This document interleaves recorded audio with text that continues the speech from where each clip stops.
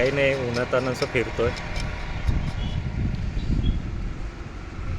प्रचंड ऊन आहे, प्रकाश आहे.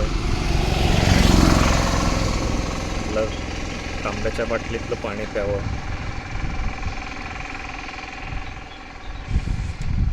रस्त्यांचा विकास झाल्यामुळे उष्णता प्रचंड वाढली आणि झाडं जरा शोधावी लागतात.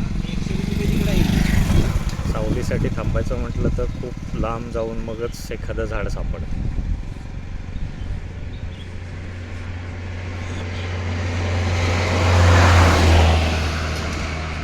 असो,